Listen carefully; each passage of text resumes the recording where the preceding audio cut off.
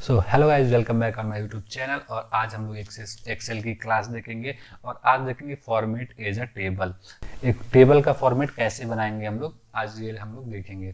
तो मान लीजिए मेरे को एक टेबल का फॉर्मेट बनाना है, तो इसमें क्या करता हूँ, मैं इतने को सेलेक्ट कर लेता हूँ। इतने में हमको टेबल का फॉर्मेट चाहिए। तो अब क्या करेंगे, हम इस पे आएंगे ना, तो देखिए ये लाइट है, ये मीडियम है और ये डार्क है। तो ये लाइट बनाएगा, ये मीडियम बनाएगा, डार्क। तो तीनों देख लेते हैं क्या दिक्कत है। और ये कलर है, तो कलर आपका जो चूज कर सकते हो वो कर सकते हो। मैंने मान लो इसको ब्लू ले लिया, तो देखिए। और यहाँ से मैं क्या कर देता हूँ, माई टेबल हैज हेडर, तो हेडर कर लेता हूँ। तो ठीक है, देखिए ये क्या करेगा। आप अब इसमें क्या है, आप चेंज भी कर सकते हो अपने हिसाब से, कुछ भी कर सकते हो। जैसे कि मैं यहाँ पे कुछ लिख लेता हूँ नेम, तो ये आप चेंज कर सकते हो। ये आपका एक हेडिंग हो गया, तो ऐसे करके हेडर हो गया। अब मैं यहाँ पे एक सेलेक्ट कर लेता हूँ, यहाँ पे 3 सेलेक्ट करता हूँ, फिर फॉर्मेट पे आता हूँ। तो हमने लाइट देखा था ब्लू में, अब मीडियम में देखते हैं ब्लू। तो ये क्या होगा, इसको हमने कर लिया और माई टेबल हेडर।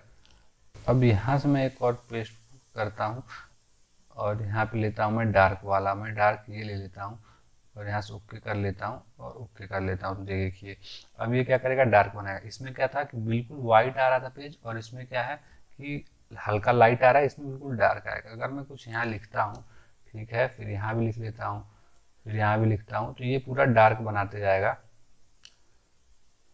तो ऐसे ये डार्क करता जाएगा। और इस वाले कॉलम में अगर हम लोग कुछ लिखते हैं, तो वो क्या करेगा, डार्क नहीं बनाएगा, हल्का लाइट बनाएगा। वो हल्का लाइट बनाता जाएगा, ज़्यादा डार्क नहीं देगा वो। यहाँ कुछ नहीं लिखा इसलिए ये वाला खाली आ रहा है, और ऐसे करके आप डाल सकते हो। तो देखिए ऐसे ये डार्क है, इसमें कुछ भी अगर हम लोग लिखते हैं तो वो वैसे ही रहेगा, सेम वाइट पेज, इसमें कोई चेंजेस नहीं होंगे। तो ये करके आप लोग यहाँ से हेडर का जो है फॉर्मेट टेबल इंसर्ट करके इसका यूज कर सकते हो। तो ये आपको, आई होप इसमें कुछ ज़्यादा नहीं है, बस इतना ही आपको जानने वाली चीज़ थी। और आप इसको एडिट भी कर सकते हो, जैसे कि मैंने बताया था। तो यहाँ से आप एडिट कर लो इसको, अगर आपको एडिट करना हो तो इसको एडिट कर लो आप। तो यहाँ पे आप एडिट कर लो अपने हिसाब से, जो चाहिए आपको, तो ऐसे कर सकते हो। तो ये वाला तो यूज नहीं होता, ज़्यादातर यही सिंपल है, या ये वाला जो है ये वाला यूज होता है। तो ऐसे आप लोग कर सकते हो। तो फॉर्मेट टेबल आपको आई होप कि समझ में आ गया होगा। अब हम लोग एक नई सीट लेते हैं और आगे बढ़ते हैं। अब हमें क्या है कि इसमें इंसर्ट करना है। तो इंसर्ट सेल है, इंसर्ट सीट रो है, इंसर्ट सीट कॉलम है, इंसर्ट सीट है। तो इसमें क्या कर सकते हैं, यहाँ से इंसर्ट करना हो ना, तो देखो यहाँ सिंपली अब इस वाले बॉक्स पे आके राइट क्लिक करोगे ना, 1 नंबर पे आओ, क्लिक करो राइट, यहाँ से इंसर्ट आएगा। तो यहाँ से आप इंसर्ट कर सकते हो। देखो एक और इंसर्ट हो गया, जैसे मैंने यहाँ पे मान लो कुछ ले लिया। तो अब क्या करना है, मेरे को यहाँ से एक इंसर्ट करना है कि ये नीचे आ जाए और एक बीच में 253 और 667 के बीच में एक बन जाए आपका रो। तो यहाँ से मैं आऊँगा, रो करूँगा, राइट क्लिक और यहाँ इंसर्ट कर देता हूँ। तो देखिए एक यहाँ बीच में बन गया है। अब इसमें आप जो चाहे दे सकते हो वैल्यू।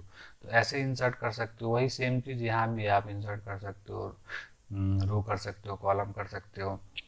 अब यहाँ पे अगर मैं, हमने अभी क्या देखा था, रो देखा था। अगर हम लोग कॉलम की बात करते हैं, तो यहाँ पे हम कॉलम भी कर सकते हैं। जैसे कि मैंने ये बना लिया, अब मेरे को यहाँ पे कॉलम इंसर्ट करना है, ए के बाद बी कॉलम, और इस वाले कॉलम को सी करना है, इसको डी करना है। तो यहाँ से मैं आऊँगा, राइट क्लिक करूँगा और इंसर्ट कर दूंगा। तो देखिए बी का नया कॉलम बन गया। अब इसमें अपने हिसाब से, तो ये क्या होता है कि आपका कोई बीच में कॉलम छूट जाता है, तो उसमें इंसर्ट करके आप लिख सकते हो। तो ये आपका इंसर्ट हो जाता है इसमें। और इसमें क्या है, डिलीट कर सकते हो। तो डिलीट आप डायरेक्ट भी कर सकते हो या इससे कर सकते हो, तो वही सेम चीज़ है। ये फॉर्मेट है। रो हाइट आप सेट कर सकते हो कि रो की हाइट कितनी होनी चाहिए। तो अगर मैं यहाँ पे मान लो अभी 14.14 है, अगर मैं 20 कर देता हूँ, तो देखिए कुछ चेंज होगा। ये देखिए इसका लेंथ चेंज हो गया है, हाइट चेंज हो गया। तो यहाँ पे हाइट चेंज हो गया। और सिंपल हम लोग सम करने के लिए क्या फार्मूला कभी कभी यूज़ करते हैं, कि हम लोग फार्मूला यूज़ कर लेते हैं सम करने के लिए। तो अगर आप चाहो तो सिंपल यहाँ से ऑटो सम करोगे तो हो जाएगा। तो क्या करना है आपको, यहाँ सिंपल सेलेक्ट करना है और यहाँ से आप कर दो ऑटो सम।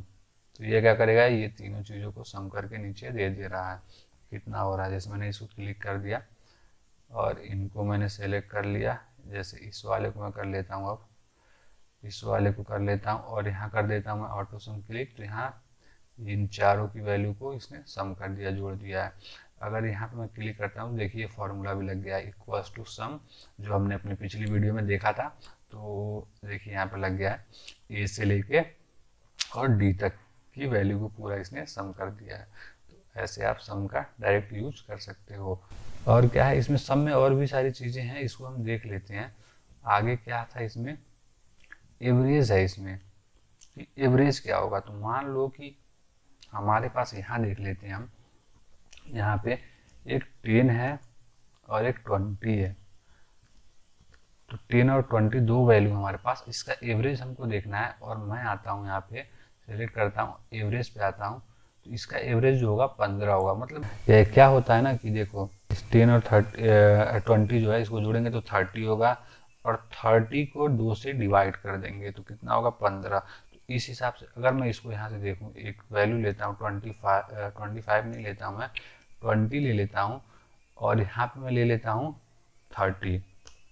ठीक है, तो अब इसका वैल्यू कितना होना चाहिए अगर हम लोग जोड़ते हैं। तो मान लीजिए कि 30 और 20 50 हो गया, और 50 को क्या करना है हमें कि 2 से डिवाइड कर देना है। तो 2 से करेंगे तो 25 हो जाएगा। तो देखते हैं क्या इसका एवरेज वैल्यू 25 आ रहा है, 25। तो यहाँ से हम लोग एवरेज करते हैं, तो देखिए यहाँ पे 25 वैल्यू आ रहा है। तो ये आप लोग इसके हेल्प से एवरेज निकाल सकते हो। ऐसे बड़े बड़े नंबर्स को भी निकाल सकते हो, मान लो 500 है और यहाँ पे 20,000 है।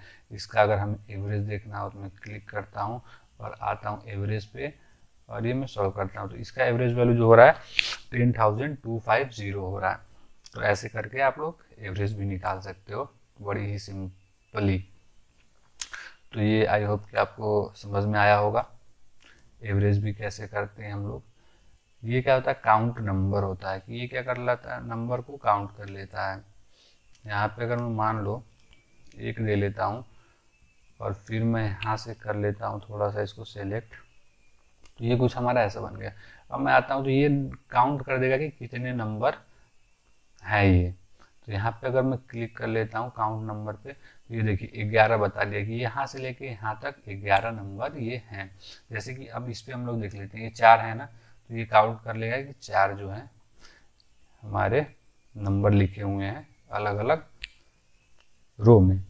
तो यहाँ से मैं आता हूँ काउंट नंबर कर देता हूँ, देखिए 4 बता देगा। तो यहाँ पे ये काउंट कर लेता है, 4 नंबर इसने बता दिया। तो ये हमने काउंट भी देख लिया। और मैक्सिमम और मिनिमम देखना है हमको कि मैक्स कौन है और मिनिमम कौन है। तो इस वाले में अगर हम लोग देखते हैं मैक्सिमम और मिनिमम, इस वाले में मैं इस वाले को सेलेक्ट कर लेता हूँ यहाँ से, और इसमें अगर क्लिक करता हूँ तो इसमें देखेंगे सबसे मैक्सिमम कौन सा वाला है। मैक्स करता हूँ तो इसमें मैक्सिमम यही है ना, 1888 ये वाला है। इसी वाले को बताएगा, ये देखिए 1888 ये मैक्सिमम हो गया। अगर मैं बैक करता हूँ इसको, तो मैंने सेलेक्ट किया था और फिर से मैं इसको मिनिमम वाले पे देखता हूँ, तो मिनिमम बताएगा आपका 89 कहाँ है, ये वाला देखिए सबसे मिनिमम है इस वाले में। तो ये आपको बता दे रहा है। तो ये मैक्सिमम मिनिमम, इसमें मोर फंक्शन जो है, तो इसमें देखिए एवरेज, इफ, मैक्सिमम, सब कुछ मतलब इसमें फार्मूला दिया हुआ है, जो आप चाहो यूज कर सकते हो फार्मूला। तो आई होप कि आज की वीडियो के लिए इतना ही ले रखते हैं, और आई होप की वीडियो आपको समझ में आया होगा। So thank you, have a good day.